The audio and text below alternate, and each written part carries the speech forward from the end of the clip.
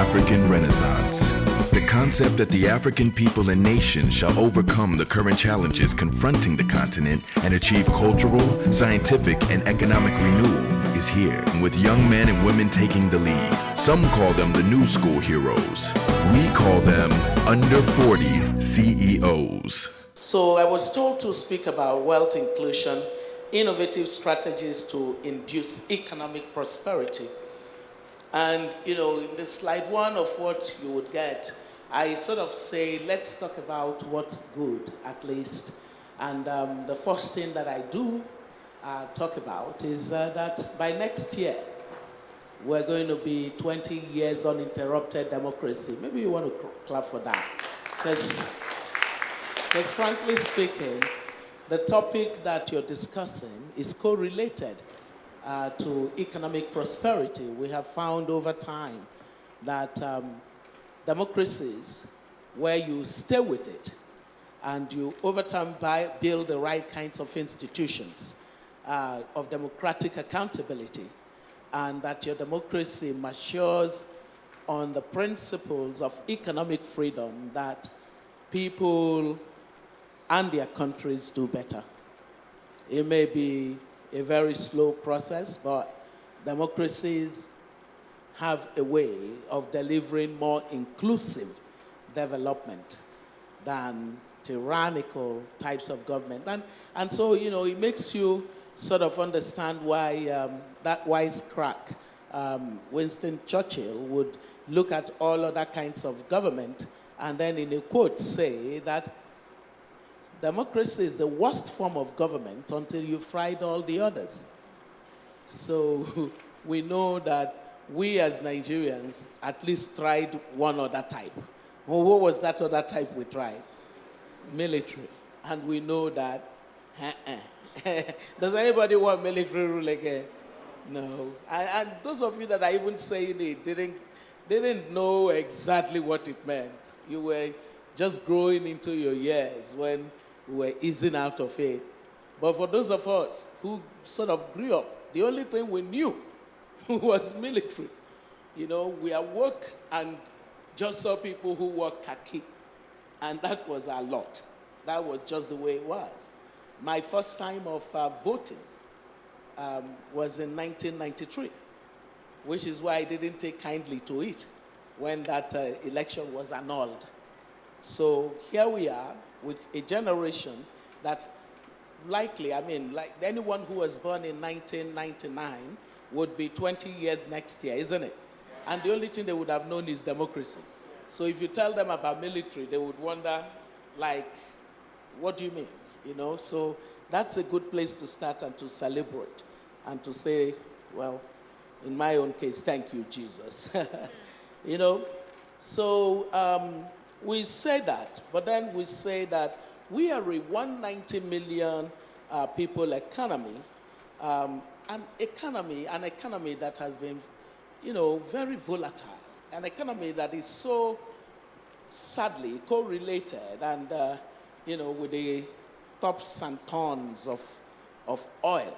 The volatility of oil has affected us so badly that we basically have a situation where the fortunes of the country go up and then just collapse on the back of the vagaries of the oil market. And volatility is very dangerous for growth, because with volatility, you really don't, I think the simple way to put it is that volatility does not enable you to gather moss. It really doesn't enable you to gather moss. So if you grew 7% and suddenly you crashed and grew 2%, and then you went up again and grew 9%, and then you crashed and grew 3%, that's volatility.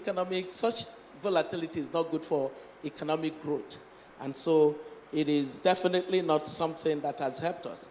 Even though we today have these great statistics of being the largest GDP on the continent, we do know that it is GDP that suffers from a lot of productivity challenge. And as IMF recently showed, a significant portion of that PDP is through the informality of the economy. And with informality of an economy, it is harder to be able to push into the kind of growth that enables the type of prosperity that under 40 CEOs would like to discuss. I'm not sobbing. I'm just, stating a fact. So at 375 billion, after 58 years of really significant earnings from oil, we can see that we haven't worked our possibilities as much as we should. Then we look at, the poverty and inequality challenge that we've got. And, today there's no better indicator of how sad that situation is for us than to be called that world capital of poverty, having overtaken India, which used to be. As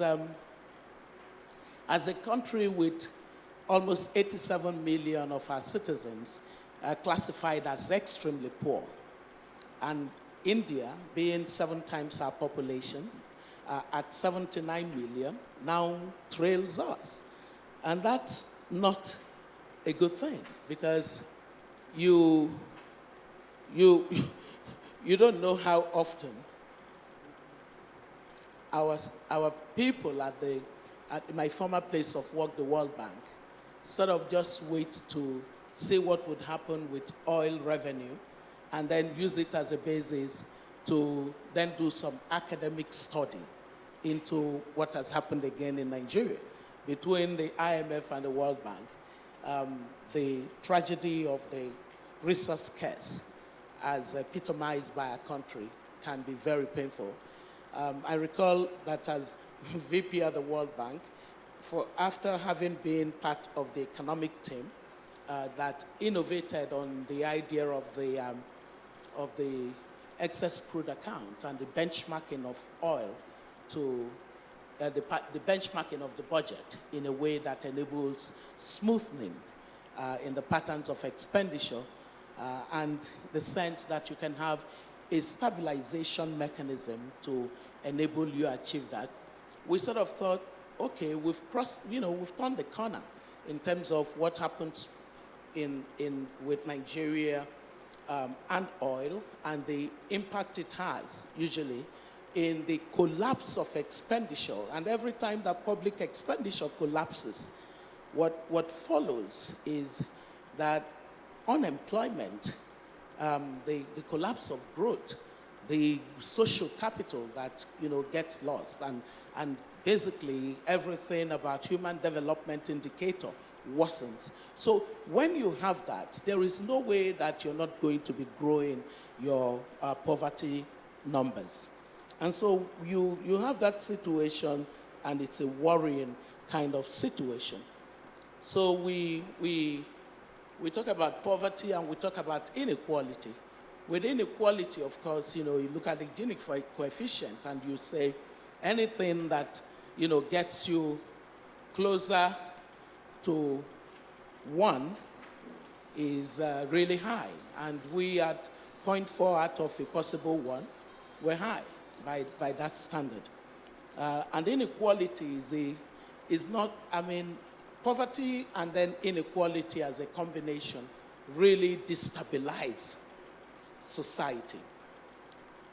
And the truth is that the poorer people are, the harder it is to generate the level of momentum that you need for the kind of prosperity that you have gathered to discuss. The other issues of insecurity and conflicts, I don't need to tell you that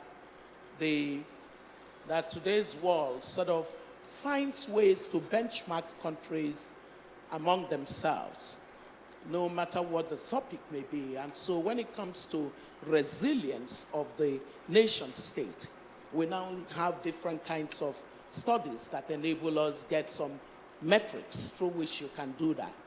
And so the Fund for Peace, for example, does an annual kind of measurement of the resilience, the capable state or the weak state. And then our country comes in 2017 as the 15th most fragile state. And when you look at the kind of countries that we're traveling on that journey with, it just breaks your heart. You know, it really breaks the heart. 15 most fragile state in the world out of a possible 146 states measured on the average annually. It just weakens you. You know, because we have, there are just some of these, what do you call them, indices that we don't have any business being found there. But somehow, a poor governance has a way of taking you to a region you don't belong to. And that's been our story. So insecurity, conflicts, and bad governance and all the things that go with them lead you to fragility. And I recall one of the studies that we did some years ago on conflict-affected states and fragility. And guess one of the outstanding things that we learned, it is that you want to fix fragility, it's jobs and more jobs. It was amazing. Some people would think, you know, the first thing you do is the security thing, and you do, you know, so people have all this mechanistic reaction to what the drivers of conflict can be and how you try to fix them. But it turns out that the private sector is actually the solution to conflict. You know, just having a functional private sector that offers opportunities for jobs can help you fix a lot of things, you know. Then we talk about the human development challenge. The fact is that throughout human history, we do know that the progress that the world has made is correlated to the stock of knowledge that the world has had at different times. And this stock of knowledge is not evenly distributed. Countries that have paid attention to building it up have differentiated themselves from the other countries. And we know that education is an important part of human development, and that the other part of it is health, and everything that's got to do with acquiring knowledge and skills, and especially the capacity for adaptive skills, and then resilience, and all the things that have to do with environment and water sanitation. Those kinds of issues matter for human development. And many other things. Recently, you know that the World Bank did a study, a global study, to enable a ranking of countries along on human development, and that out of 157 countries, I think Nigeria came out as number 152. You know, those kinds of things just show that clearly we do have serious challenges. And then many other things that you can look at, whether it's infrastructure deficit or the electricity issues that we have to deal with, the rail system. Thank God that, you know, there's been a consistency on that from one administration to the other, and that we're actually seeing indications that we can have a rail system in the country, you know. So in my note that hopefully would get to you through the organizers once we have it, I did say something like Nigeria wasted 5 cycles of oil boom. Perhaps, you know, according to the kind of numbers that the data that comes in and from the government systems, it's some amount slightly less than $1 trillion over the period that we have had the great fortune of earning revenue from oil. And so I have a slide that said, Nahu oil ep. You know, and that is my segue to the issue that any conversation that's built around how wonderfully we're going to do with oil as the basis of our economic development is really not the best way for us to spend our time. We really do need to disrupt the pattern that we have followed. Because our prosperity, if it could have come from oil, should have happened by now. Or don't you think so? Should have. So to just keep thinking, we will get it right someday, is to postpone. It's to postpone the development of this country.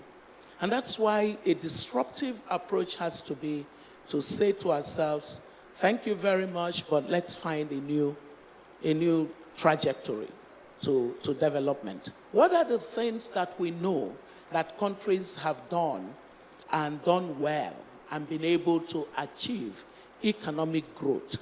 Economic growth simply being a constant improvement in the volume, in the size and the scale of what countries are annually able to call their domestic production of goods and services, and that as long as it just keeps growing significantly, it propels what we call poverty reduction. It enables what you define as prosperity. Because when people move from a certain level of income to another level of income, you begin to consider them as people who have escaped poverty, and then the next level, people who have become prosperous, right? Prosperity is something that is tied to how well an economy is run. There are no two ways about it. The Chinese got to that understanding. The Chinese, like ourselves, were busy distributing poverty perfectly. And it was collective poverty, and everybody shared out of it for many years, until a certain leader came along and realized that, wait a minute, why are we doing this to our people? We need to de-link this whole economic management thing from our desire to maintain a hegemony over a political power, and just embrace the concept that other countries have come to realize, that citizens were given the freedom, can flap their wings and find ideas that end up in creativity and all kinds of innovation. And that in the process of doing that, because you have given them an incentive to aspire to achieve that, they can actually be, what do you call them, overachievers.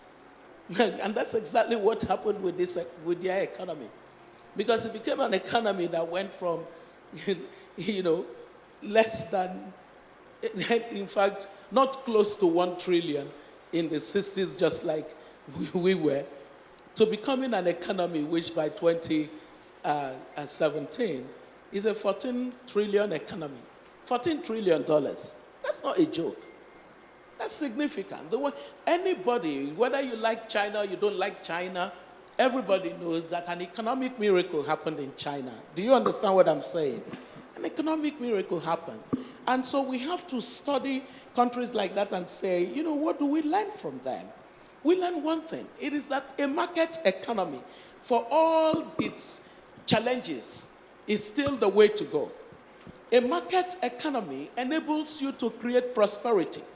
We look at on a global scale, and we know that the world has experienced the greatest level of prosperity because of market economy. That doesn't mean that market economy does not have challenges. What we now know is that, in fact, it can be its own worst enemy. That market economy, if you're not careful about it, you're going to leave so many people behind, And because you're leaving so many people behind, what would happen is that you would entrench inequality. And that when you entrench inequality, you imperil society. And so I recall, being in Montreal with a number of other, some 99 other fellows. I don't know what I was doing in their company, but, the Einstein Foundation had decided that the 100 of us merited to be called Einstein 100 earlier. Was it this year? I don't even remember again, And we were all together looking at the future of the world.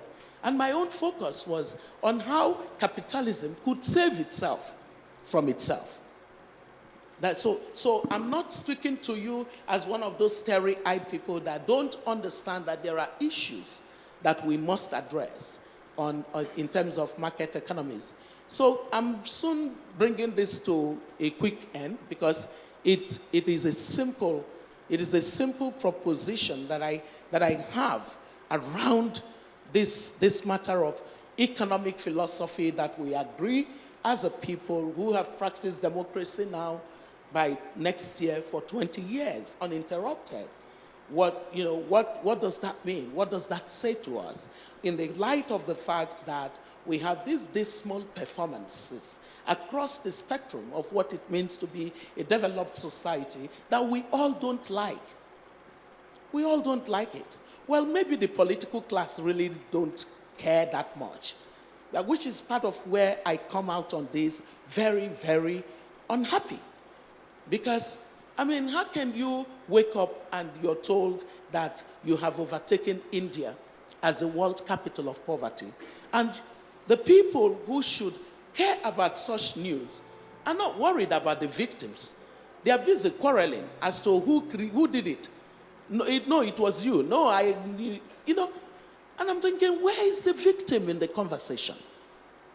Because that's the heart of governance. Governance, the thing about government is that we're defined. The leitmotif, or as the French would say also, the raison d'etre of government, is to improve the quality of life of the citizens.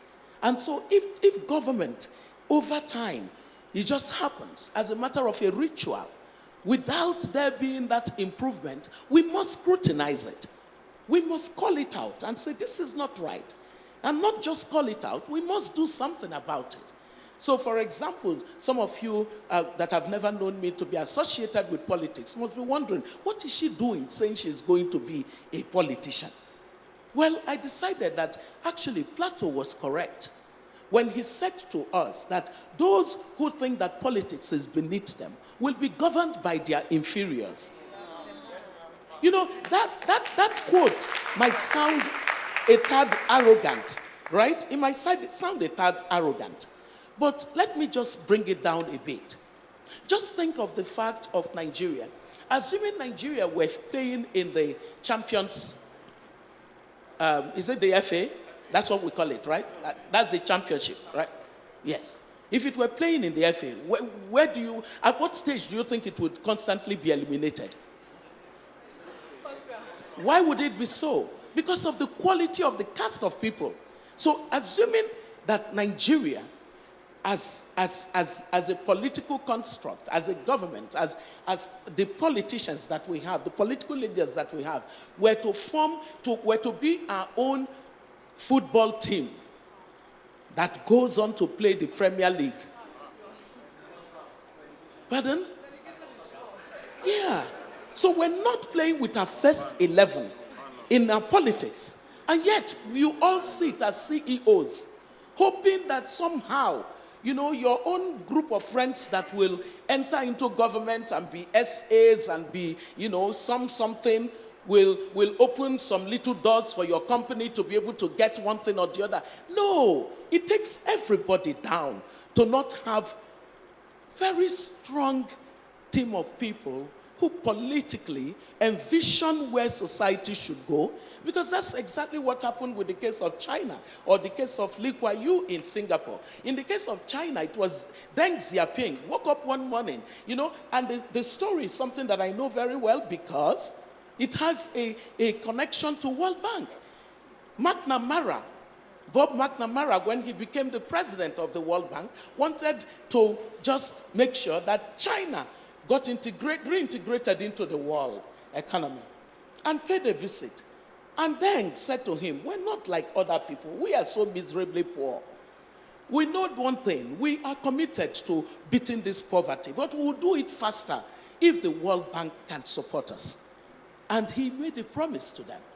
And you know what he did? He assembled the crème de la crème of the World Bank team in every aspect of development and just moved them to Beijing. And what happened was that the Chinese knew where they wanted to go. And all they needed was the support of the World Bank in terms of knowledge, in terms of partnerships, and a little bit of finance. And they got the vision of running market economy over time. See the result. What was the pathway? The pathway, as you would see in the slide when it eventually gets to you, is something that Amartya Sen, this development economist of great repute, he said the difference between China and India is precisely that whereas China spends so much more time on human development, so they have this huge population of people, and they suddenly realize that, you know what, these people carry everything that would make us great. And so we're going to do everything about human development investment, because by doing that, we're going to prepare our under 21 CEOs, under 30 CEOs, under 40 CEOs, and under whatever CEOs. That's what happened to China. And China has, over time, now lifted 700 million citizens out of poverty. And the way that you know the prosperity of the Chinese, Ola, you must be, you're a global citizen, so you should know this. Anyone who is a global citizen, what we know of the Chinese is that they really love designer handbags. Is it not true? Oh my God, they make them crazy. So you see, it's like the signature of we're prosperous. This happened because they got economic management right. First, they saw the economic philosophy that was taking them down, distributing, what's the point if all we produce is poverty and we equally distribute it amongst ourselves? So we would say we are nice because we're all equally suffering, equal opportunity suffering. But of what benefit is that to anybody? So I come to you with a simple message. It is the message that productivity and competitiveness has to change in our nation. Productivity and competitiveness, that's really it. And the way that you achieve productivity and competitiveness is through the path of human development. So it means that everything about health, everything about education, everything about resilience, and those matters that I spoke about have to be at the top of our economic policy thought. That's why, for me, education is the new oil, and human capital is the new economy. If people want to carry the rest of the oil that remains wherever they want to go, they can carry it and go. But my sense is that we, investing in our people, we can take a completely different path. Because guess what? Those who don't see the benefit of this kind of a paradigmic shift in what is leading to our economic prosperity and capacity to lift people, when you improve the income levels of people, you lift them out of poverty. When you particularly you raise the income, the capacity to earn more of the women, you ensure that you break the intergenerational dynasty of poverty. Because women with more income would spend at least 70% of their income on their children. So they ensure that the next generation are not going to inherit poverty. So that's why those of you who are female CEOs and sitting here,